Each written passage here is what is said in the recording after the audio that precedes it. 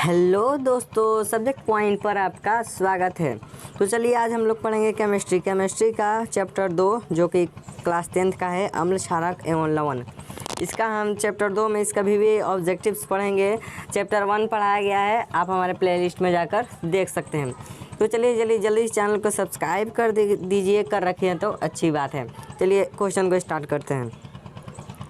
किसी भी उदासीन विलयन का पीएच मान क्या होता है?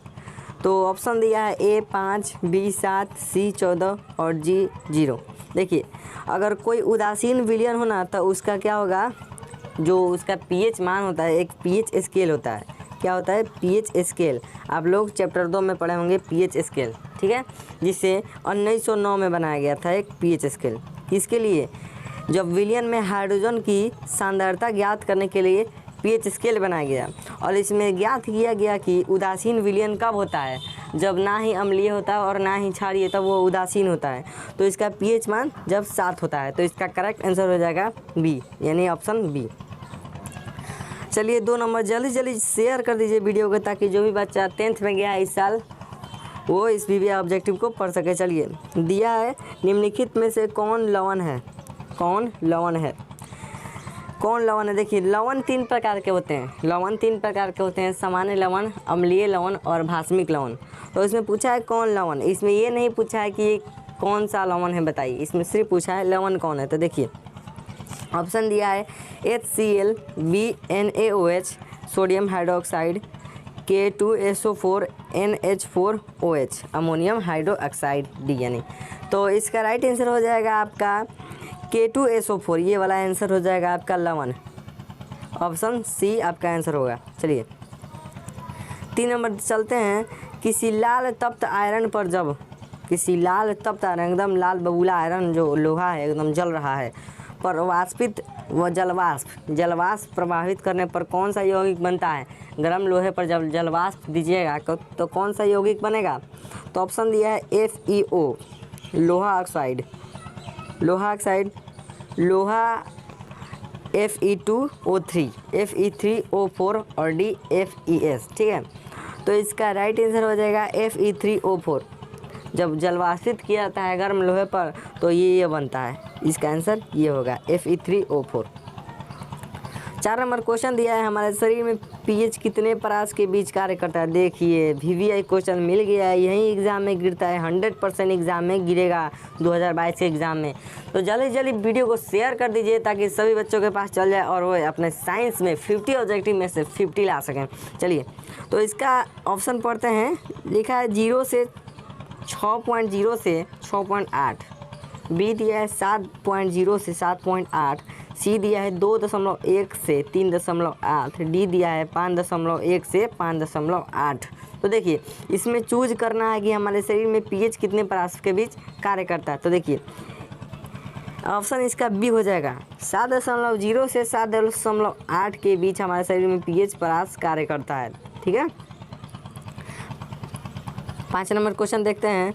बेकिंग पाउडर का अणुसूत्र क्या है? देखिए बेकिंग पाउडर यानी जैसे चॉप पकौड़ी छनाता है ना, उसे बेकिंग पाउडर कहते हैं, उससे सरफ वगैरह भी बनाया जाता है। तो इसका अणुसूत्र पूछ रहा है, बेकिंग पाउडर का अणुसूत्र। तो ऑप्शन दिया है Na2CO3, CaCO3, NaHOCO3, NaNO3। देखिए तो इसका करेक्ट आंसर हो जाएगा NaHCO3, सोडियम हाइड्रोजन कार्बोनेट। इसका बेकिंग पाउडर का क्या है? अणुसूत्र। ये बेकिंग पाउडर का अणुसूत्र है, ये sodium hydrogen carbonate. 6 number question देखते हैं। निम्नलिखित में कौन विजातीय यौगिक है, यानी विजातीय, कौन विजातीय यौगिक का? ऑप्शन दिया है चूना पत्थर, बी खड़िया, सी संगमरमर, डी प्लास्टर ऑफ पेरिस, ठीक है। तो देखिए जो POP होता है ना, ये विजातीय है। POP प्लास्टर ऑफ पेरिस ये विजातीय होता है। तो ऑप्शन डी हो जाएगा इसका answer, plaster of Paris. 7 number question दिया है। निम्नलिखित में सेहत का कौन सा मान क्षारक विलयन का मान देता है? निम्नलिखित में सेहत का कौन सा मान क्षारक विलयन का मान देता है? सेहत का मान पूछ रहा है, जो क्षारक विलयन का मान देता है। ऑप्शन दिया है A2, B7, C6 और D 13। तो देखिए इसका राइट आंसर हो जाएगा 13। जो 13 होता है ना, ये वाला डी वाला आंसर 13, ये सेहत का मानक क्षारक विलयन देता है, ठीक है।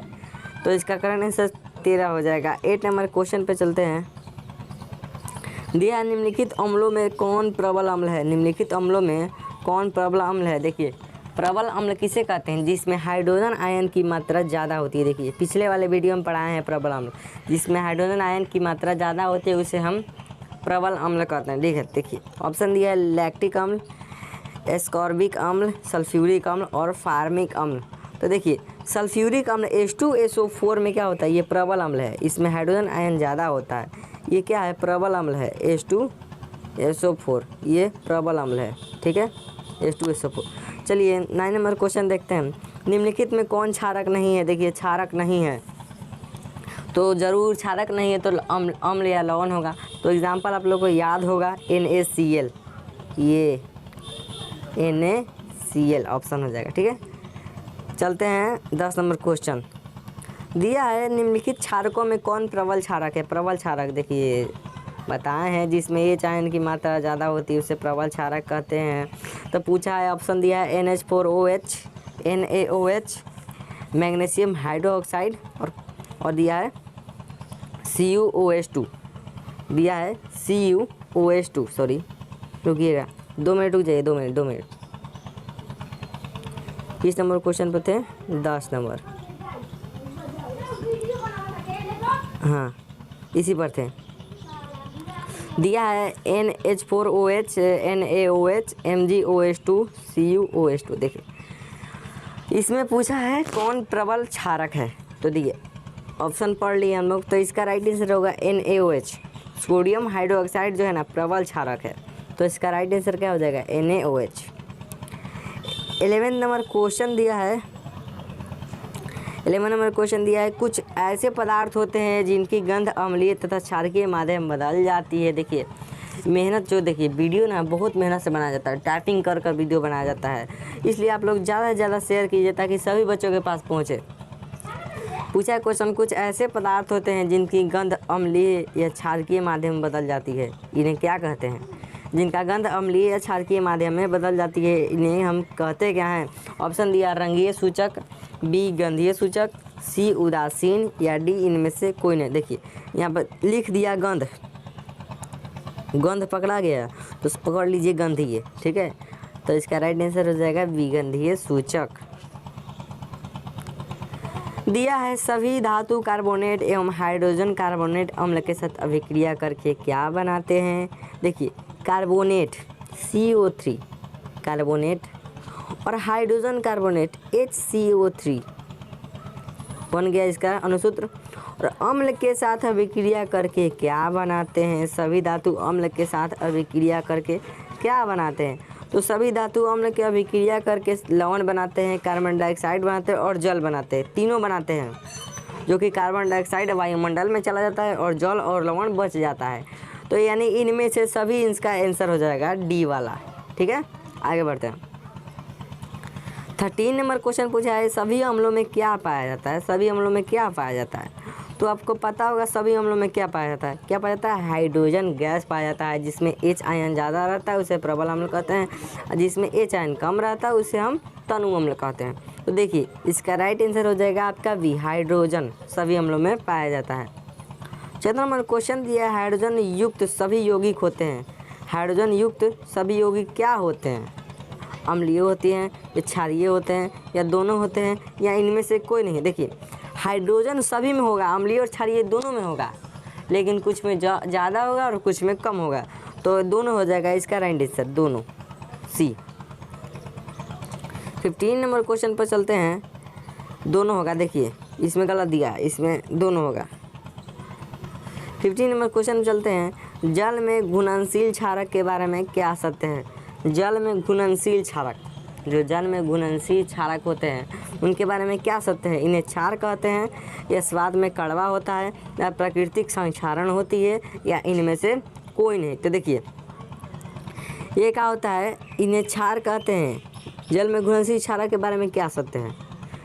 तो इनमें से सभी सत्य है। इन्हें क्षार भी कहते हैं, ये स्वाद में कड़वे भी होते हैं और प्राकृतिक संक्षारक भी होते हैं, यानी सभी, इनमें से सभी इसका आंसर हो जाएगा, यानी ये डी वाला। 16 नंबर क्वेश्चन दिया है पीएच में पी किसका सूचक है? पीएच में पी किसका सूचक है, यानी पीएच में पी पुषांश का सूचक है। किसका सूचक है? पुषांश का सूचक है। यानी देखिए पी का अर्थ होता है पुषांश, और एच का अर्थ है हाइड्रोजन गैस। एच का अर्थ क्या होता है? Hydrogen gas. पुषांश का अर्थ होता है शक्ति, ठीक है। लेकिन इसमें शक्ति दिया होगा तभी मारिएगा, दिया है पुषांश तो यानी इसका आंसर पुषांश हो जाएगा। एकदम VVI क्वेश्चन। आगे चलते हैं। एसिटिक अम्ल का प्राकृतिक स्रोत निम्नलिखित में से कौन है? एसिटिक अम्ल का प्राकृतिक स्रोत कौन सा है? ऑप्शन दिया है संतरा, सिरका, इमली या टमाटर। तो देखिए जो एसिटिक अम्ल होता है ना उसका प्राकृतिक स्रोत सिरका होता है। क्या होता है? सिरका।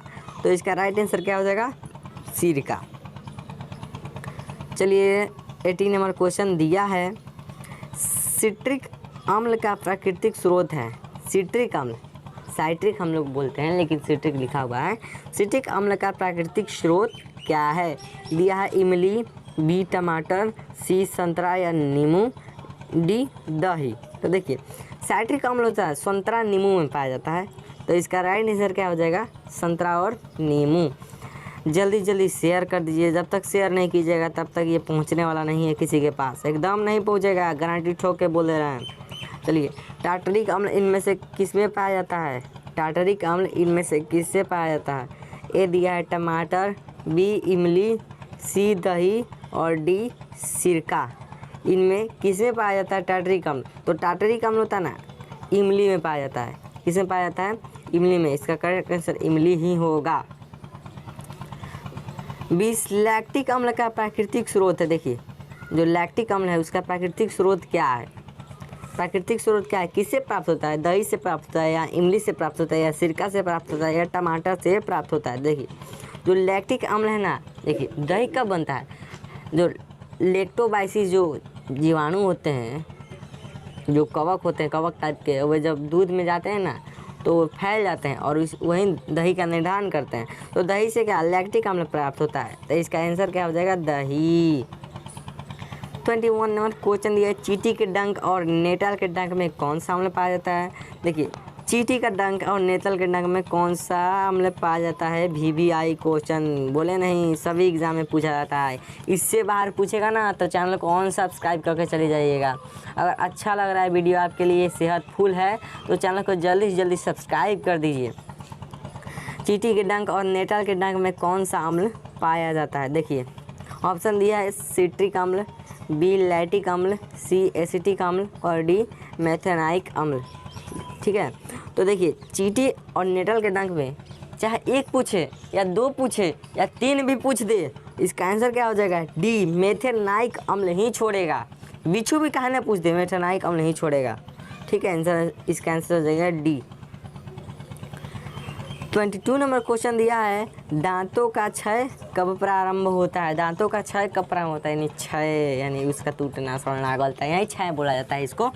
कब प्रारंभ होता है? मुंह का जब pH 5.5 से अधिक होने पर, मुंह का pH 5.5 से कम होने पर, मुंह का pH 7 हो जाने पर, या डी इनमें से कोई नहीं। तो देखिए जब मुंह का pH 5.5 से कम होता है यानी वह अम्लीय में चला जाता है तो क्या होता है? दांतों का क्षय प्रारंभ होना चालू हो जाता है। तो इसका आंसर हो जाएगा ये वाला।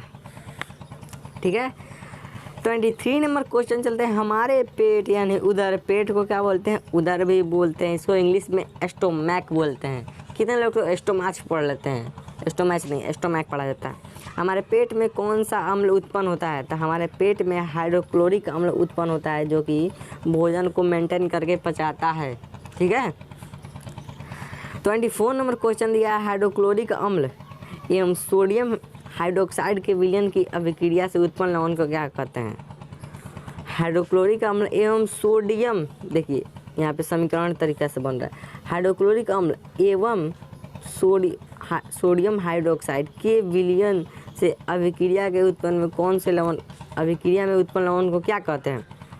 ऑप्शन दी है हाइड्रोजन क्लोराइड, सोडियम क्लोराइड, सी हाइड्रोक्साइड और डी इनमें से कोई नहीं। तो देखिए जब भी ये आपस में अभिक्रिया करेंगे ना तो सोडियम क्लोराइड बनेगा। क्या बनेगा? Sodium chloride. तो इसका राइट आंसर क्या हो जाएगा? बी।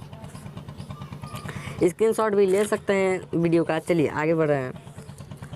25 नंबर क्वेश्चन दिया है, धोने का सोडा का रासायनिक सूत्र। VBI में डालिए इसको, VBI में बोर्ड BM यानी बोर्ड में पूछा गया। ठीक है, धोने का सोडा का रासायनिक सूत्र क्या है? धोने का सोडे का रासायनिक सूत्र क्या है? तो देखते हैं इसका रासायनिक सूत्र। ऑप्शन दिए है Na2CO3 into 10H2O, NH2CO into H2O, NaCO3 into 10H2O, NaCO4 into 10H2O। तो देखिएगा इसमें पहली बात तो NaCO4 ये वाला नहीं होगा, जहाँ CO4 है ये वाला नहीं होगा। यहाँ पे NaCO3 10H2O, देखिए 10H2O into 10H2O, NaCO3 into 10H2O, देखिए ई भी नहीं होगा। इसमें तो 2 दिया है लेकिन 3 नहीं दिया और 10 नहीं दिया है, यानी इसका करेक्ट आंसर क्या हो जाएगा? ए होगा इसका आंसर। Na2CO3 इंटू 10H2O यानी 10 अणु जल होगा। तो इसका धोने का सोडे का ये रासायनिक सूत्र है। 26 नंबर क्वेश्चन पूछा है, बेकिंग सोडा का रासायनिक नाम क्या है? बेकिंग सोडा का रासायनिक नाम क्या होता है? सोडियम कार्बोनेट या सोडियम हाइड्रोजन कार्बोनेट या कैल्शियम कार्बोनेट या डी कैल्शियम हाइड्रोजन कार्बोनेट। ठीक है, तो ये इसको डाल दीजिए VBI में, बोर्ड में पूछा हुआ सवाल। एकदम ठोक के बोल देना, इससे बाहर पूछेगा ना तो चैनल को सब्सक्राइब कर दीजिएगा।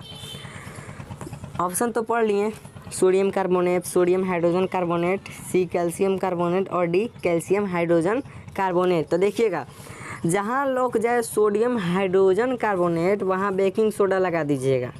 क्या लगाइएगा? Baking soda. ठीक है, आगे बढ़ते हैं।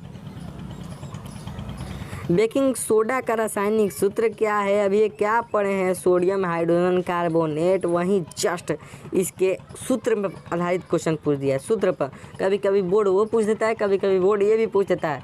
तो सूत्र पे पूछे तो आप लोग बैठा लीजिएगा। क्या होता है? सोडियम का नाम क्या होता है? परमाणु Na, हाइड्रोजन का H और कार्बोनेट का CO3। क्या होगा? CO3। तो हमको दिखाई दे दी यहाँ पे ऑप्शन 3, तो इसको लगा देंगे ऑप्शन 3। हमारा 1 नंबर क्वेश्चन बन गया, 1 नंबर का हमारा क्वेश्चन बन गया। आगे बढ़ रहे हैं। 28 नंबर क्वेश्चन दिया है, जल की अस्थायी कठोरता को हटाने के लिए किसका उपयोग किया जाता है? जल की अस्थायी कठोरता यानी जल कहीं बैठ जाता है, जंग लग जाता है, किस टाइप का कठोर हो जाता है, तो इसके लिए किसका उपयोग किया जाता है? बेकिंग सोडा का या धोने का सोडा का या विरंजक चूर्ण का या इनमें से कोई नहीं। देखिए जल की अस्थायी कठोरता हटाने के लिए ना धोने का सोडा का उपयोग किया जाता है। किसका किया जाता है? धोने का सोडा का उपयोग किया जाता है। इसका राइट आंसर क्या हो जाएगा? बी, धोने का सोडा। 29 नंबर क्वेश्चन दिया है, सोडा अम्ल अग्निशामक में किसका उपयोग होता है? सोडा अम्ल अग्निशामक, आप लोग बैंक या बोलेरो कार में देखते होंगे, साइड में एक छोटा सा लाल कलर का डब्बा होता है, वो क्या अग्निशामक यंत्र है। जब आग लग जाता है ना तो उससे आग को बुझाया जाता है। तो उसमें पूछा है सोडा अम्ल अग्निशामक में किसका उपयोग किया जाता है?